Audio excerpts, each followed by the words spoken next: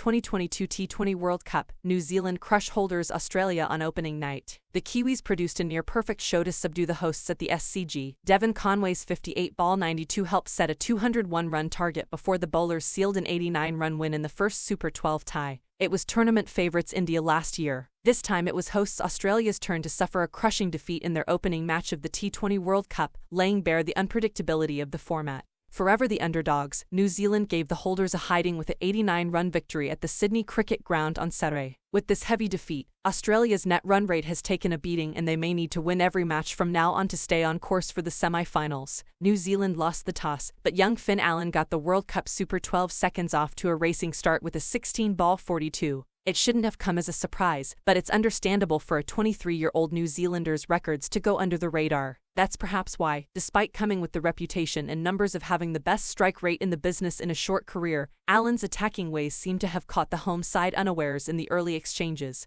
After Allen's belligerence, dominating a 56-run opening stand in 4.1 overs, there was some meekness in New Zealand's innings. Allen got out in the fifth over, after which skipper Kane Williamson's subdued run of ball 23 failed to keep up the momentum. Left-hander Devon Conway held his own through it all though, finishing with an unbeaten 92, smacking Josh Hazlewood beyond the long on ropes the final ball to lift the Kiwis to 200, thanks almost entirely to Conway's measured stroke play after the Allen blitz, never missing out on taking advantage of the loose ball. All the Australian bowlers ended up conceding more than 9 runs and over. This despite switching to mix-ups and Adam Zampa's skills. James Neesham helped boost the death over scoring rate with a handy 13-ball 26. In reply, New Zealand came searching for Aaron Finch's pads in the first 2 overs and got David Warner in the bargain. Finch freed himself and deposited Trent Boult in the third over several rows up in the stands beyond the mid-wicket boundary to bring himself into the contest. But he soon fell to left-arm spinner Mitchell Santner. Williamson's ploy to contain Mitch Marsh with early spin resulting in the end of the Australian skipper. 3 wickets in the power play and Australia had Steve Smith benched for the match. The power hitters had to justify their presence and bat at a lower gear if they could to resurrect the innings. But they were well and truly stifled by New Zealand's spin twins Santner and Ishsadhai as both Marcus Stoinis and Tim David fell trying to test the boundary ropes. Matthew Wade was soon dismissed to Lockie Ferguson's pace and Glenn Maxwell could only do so much damage with his switch hits. Santner and Boult aren't even contracted players anymore, but they play at the big stage because New Zealand's playing pool is limited.